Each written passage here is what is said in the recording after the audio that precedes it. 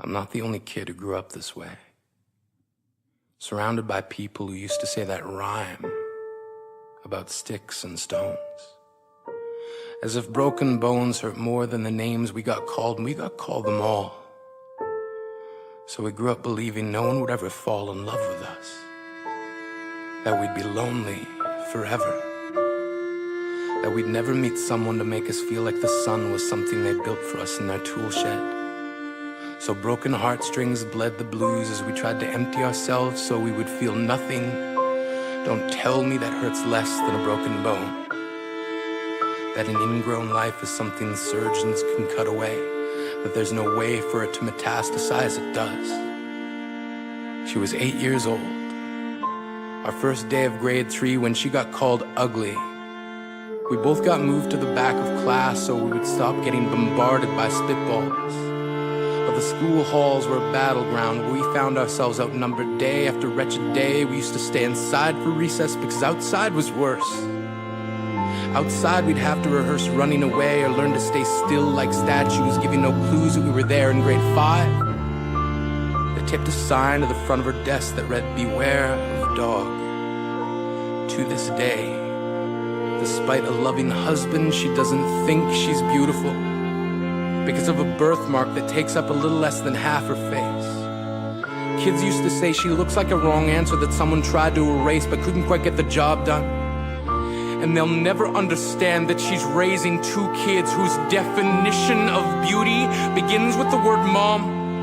Because they see her heart before they see her skin, because she's only ever always been amazing. He was a broken branch grafted onto a different family tree. Adopted. Not because his parents opted for a different destiny. He was 3 when it became a mixed drink of 1 part left alone and 2 parts tragedy.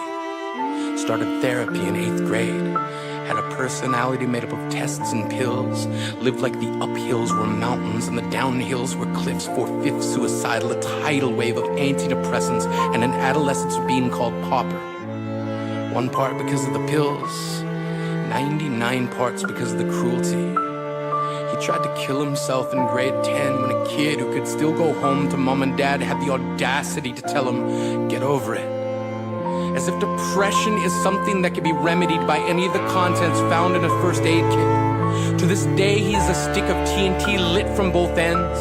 Could describe to in detail the way the sky bends in the moments before it's about to fall. And despite an army of friends who all call him an inspiration, he remains a conversation piece between people who can't understand. Sometimes being drug-free has less to do with addiction and more to do with sanity. We weren't the only kids who grew up this way. To this day, kids are still being called names. The classics were, hey stupid, hey spaz. Seems like every school has an arsenal of names getting updated every year. And if a kid breaks in a school and no one around chooses to hear, do they make a sound? Or they're just background noise from a soundtrack stuck on repeat when people say things like kids can be cruel. Every school was a big top circus tent, and the pecking order went from acrobats to lion tamers, from clowns to carnies.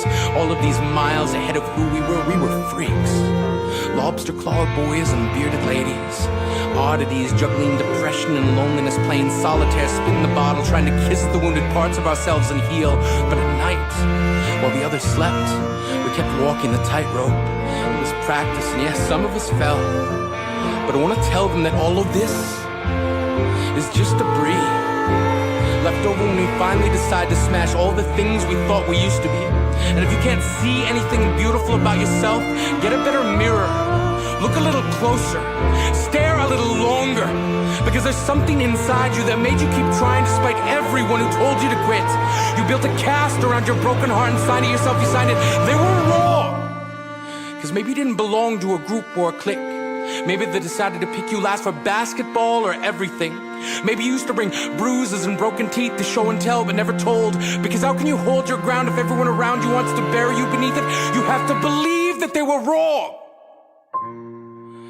They have to be wrong. Why else would we still be here?